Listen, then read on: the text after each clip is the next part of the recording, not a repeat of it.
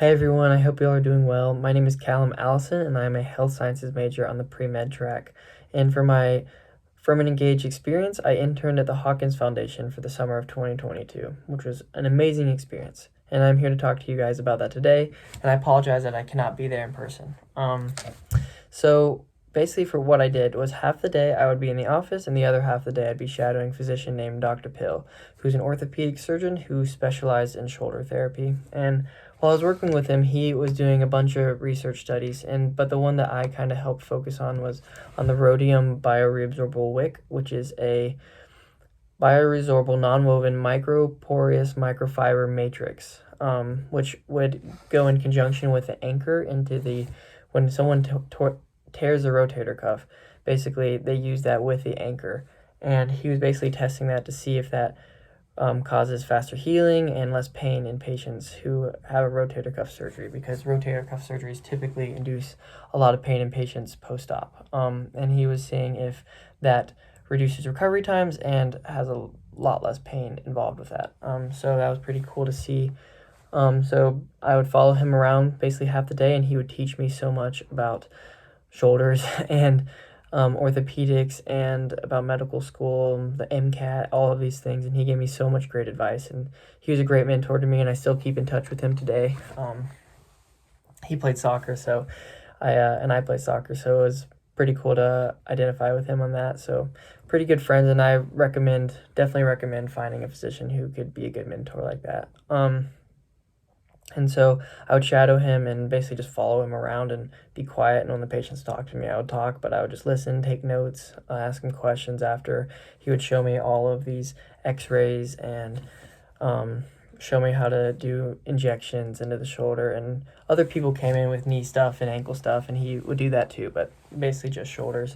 I never actually got into surgery with them, which was unfortunate. It took them, Prisma Health, a few months to clear me to get into the operating room. Sadly, I didn't get to do that, but hopefully one day. But that was lots of fun shadowing him, and whenever we had a rhodium patient like that could possibly be a patient, I would have to run back to the office and be like, guys, we gotta enroll this patient into the study. And so we would do that. We'd ask him a bunch of questions, and basically if they fit the criteria, no smoking, they're over this certain age, and tore the rotator cuff, a complete tear of a rotator cuff, then we could enroll them into the study. And so basically how that worked was, I think 1 in 4 of the patients would actually get enrolled into the study, and then basically 50-50, it randomized, would get the rhodium bioresorbable wick, and if not,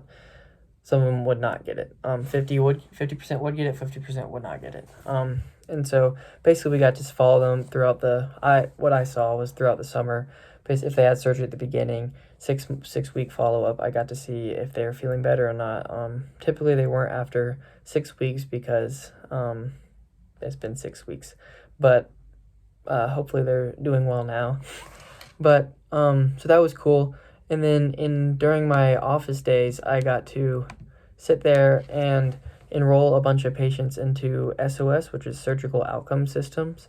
So there were 6 to 8 orthopedic surgeons that I had to basically, the beginning of each week, screen their surgeries for the next few days.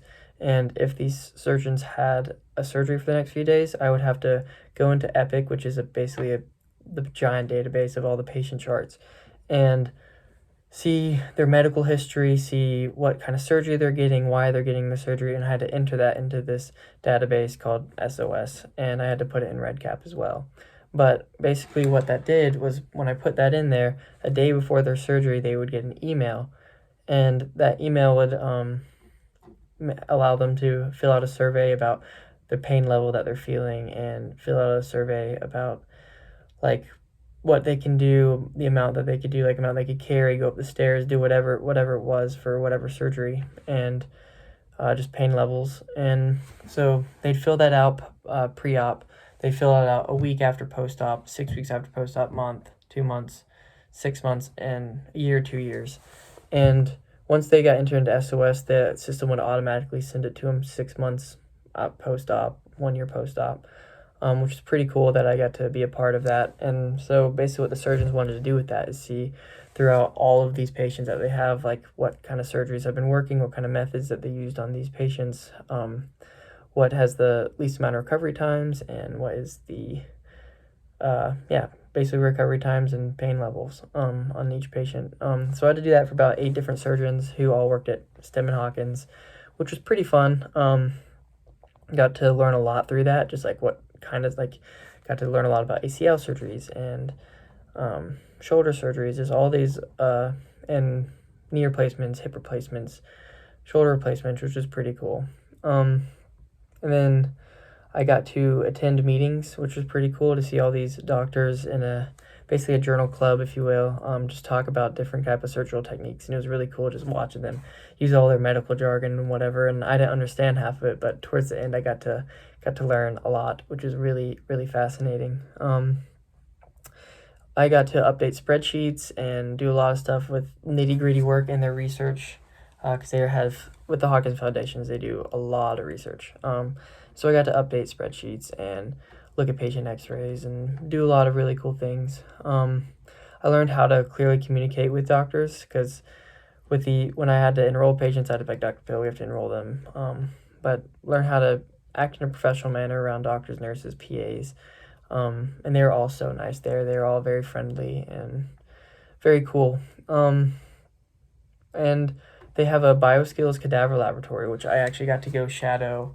I didn't get to go in the OR and see real life surgery, but when I got to go into the bioskills cadaver laboratory, it was really cool, because it basically the surgeons teaching the residents or the fellows how to do surgical techniques. So it would be cadavers, but not the full body, maybe just a leg would be there, just an arm, and they would be teaching them how to do surgeries, an ACL repair or a carpal tunnel surgery. And a lot of the times after they were done teaching, the doctors would be like, Callum, scrub up. And so I would scrub up, get on all the gear and gloves, and they'd let me do stuff on the knee and on the hands, and they taught me how to do carpal tunnel surgery and how to find the ACL and use their tools and use the screen. And it was such a cool experience, because I got to be taught by some of the best physicians in the nation, which is so cool. I'm so blessed to be able to do that, and it's just such a cool experience, because I never thought I would be able to do that until after medical school. So it was really cool to be able to practice that and learn from them.